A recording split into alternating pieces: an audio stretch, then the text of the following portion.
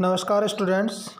आज अपन BSc part first year inorganic जो पी ब्लॉक एलिमेंट्स दिया गया है उसमें एक टॉपिक दिया गया है हैलाइड्स। तो देखो, सबसे पहले अपन बात करते हैं कि हैलाइड्स क्या होते हैं।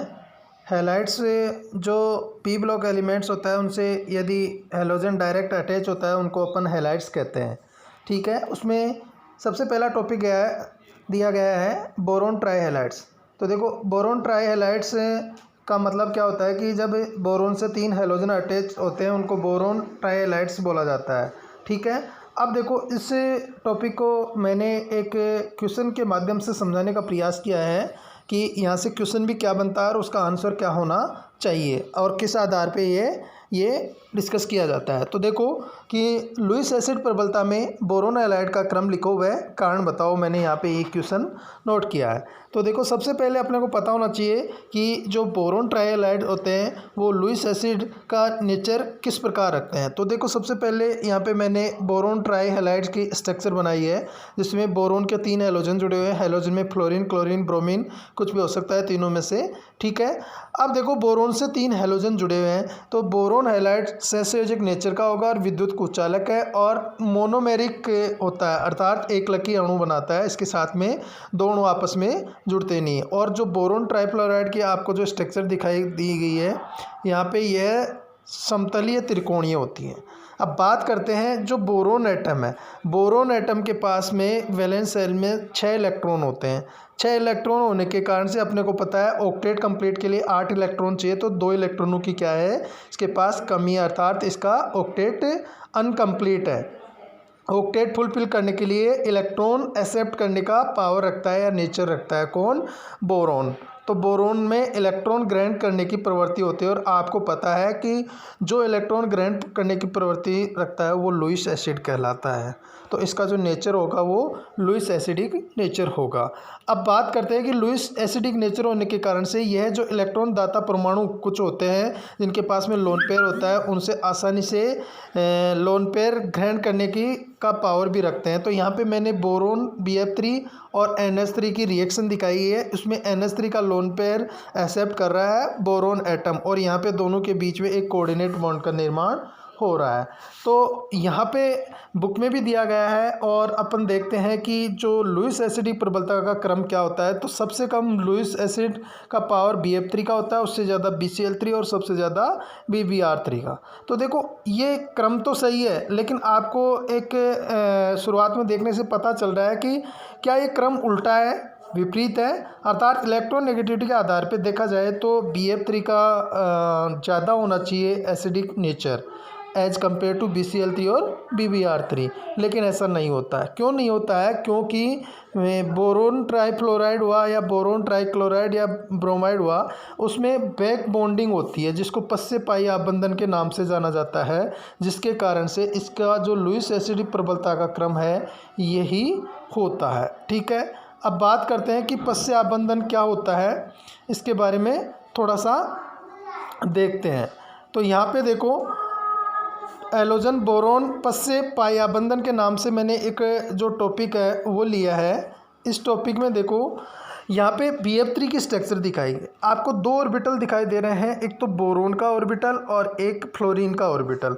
यहाँ फ्लोरीन में के ऑर्बिटल में लोन पेयर होता है, 2p कक्षक होता है इसका भी, और बोरोन में रिक्त 2p कक्षक होता है जो इलेक्ट्रॉन ग्रहण करने का क्या रखता है, पावर रखता है। ठीक है, अब यहाँ पे देखो, ये भी p ऑर्बिटल और ये भी p ऑर्बिटल है। तो जो फ्लोरीन है, फ्लोरीन का आकार क्या होता है, छोटा होता है। इस कारण से जो फ्लोरीन का आकार छोटा है और इसके ऊपर लोन पेयर पाया जाता है, उस लोन पेयर को वो आसानी से मतलब एक्वायर्ड करके नहीं रख सकता। इसके कारण से इसमें इंटर इलेक्ट्रॉनिक रिपल्शन होता है, इंट्रा इलेक्ट्रॉनिक रिपल्सन होता है, जिसको अंतर इलेक्ट्रॉनिक प्रतिकर्षण के नाम से भी जाने जाते हैं, जिसके कारण से ये अपने जो लोन पेयर है वो लोन पेयर देने की प्रवृत्ति रखता है। किसको, बोरोन को और लोन पेयर देखता है। तो वो p ऑर्बिटल के मध्य ओवरलैपिंग होती है, उसको p पाई बैक बॉन्डिंग ओवरलैपिंग के नाम से जाना जाता है। अब देखो कि फ्लोरीन का आकार छोटा है, अंतर इलेक्ट्रॉनिक रिपल्सन अधिक हो रहा है, अर्थात बैक डोनेशन की प्रवृत्ति अधिक है, तो बोरोन के पास में इलेक्ट्रॉनों की न्यूनता में क्या आ जाती है, कमी आ जाती है, अर्थात उसकी पूर्ति होना स्टार्ट हो जाता है। इसके कारण से उसके एसिडिक नेचर में भी क्या हो जाती है, कमी होती है। जबकि जो क्लोरीन और ब्रोमीन है उसका आकार बड़ा होने के कारण से जो पश्य आबंधन है उसकी प्रवृत्ति या ओवरलैपिंग की प्रवृत्ति कम होती है, अर्थात बोरोन की इलेक्ट्रॉन न्यूनता में कमी कम होती है, जिसके कारण से वह अधिक एसिडिक नेचर शो करते हैं। अतः एसिडिक नेचर का जो सही क्रम है वो यही होगा। इसके बाद में बात करते हैं बोरोन ट्रायल हैलाइड के बाद में एल्यूमिनियम हैलाइड्स। तो देखो एल्यूमिनियम हैलाइड्स के रूप में यहाँ पे एग्जांपल में लिया गया है Al2Cl6, जिसको एक अणु की बात करें मोनोमेरिक तो AlCl3 होता है, ठीक है, लेकिन वो एग्जिस्ट नहीं करता, वो Al2Cl6 के रूप में एग्जिस्ट करता है, अर्थात डाइमर के रूप में। तो क्वेश्चन आता है कि एल्यूमिनियम जो हैलाइड्स होती है उनकी स्ट्रक्चर क्या होती है, तो ये डाइमर नेचर के होते हैं, अर्थात दो अणु आपस में जुड़े होते हैं, जिसमें क्लोरीन इलेक्ट्रॉन युग्म दान करता है किसको, एल्यूमिनियम को, और यहाँ पे इस प्रकार की डाइमर स्ट्रक्चर का निर्माण होता है।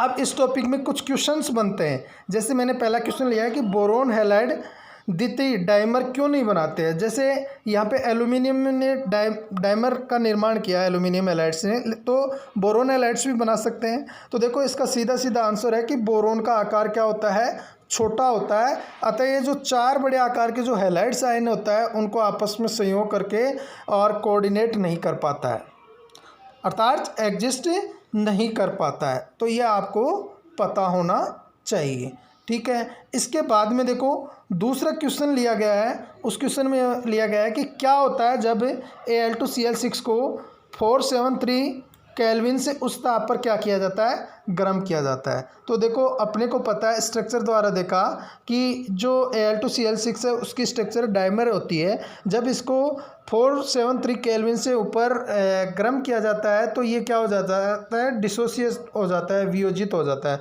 और वियोजित होने पर एकलक अणु का निर्माण करता है जिसकी स्ट्रक्चर त्रिकोणीय समतलीय पाई जाती है। तो आपको इस प्रकार से एक्सप्लेन करना है, मैंने यहाँ पे शॉर्ट में लिखा है। नेक्स्ट क्वेश्चन है क्या होता है जब Al2Cl6 द्वितीय को ध्रुवीय विलायक जल में घोला जाता है, ठीक है। तो जल में घोलने पर क्या प्रभाव पड़ता है, या ध्रुवीय विलायक होता है जो सोलेंट होता है तो क्या होता है। तो देखो Al2Cl6 को जब वाटर या ध्रुवीय विलायक में क्या किया जाता है, वियोजित किया जाता है, तो ये आयोनाइज हो जाता है। आयोनाइज होने के कारण से एक कॉम्प्लेक्स बनाता है Al का होल 6 3+, अर्थात हेक्सा एक्वा एल्यूमिनियम थर्ड का निर्माण करता है, जिसकी प्रवृत्ति कैसी होती है, आयनिक प्रवृत्ति होती है। तो आपको इस कॉम्प्लेक्स का भी क्या होना चाहिए, पता होना चाहिए। तो इस प्रकार से इस टॉपिक में ऐसे क्वेश्चन बनते हैं। तो आई होप आपको ये पसंद आया होगा वीडियो, और आगे भी ऐसे वीडियो आपको मिलते रहेंगे।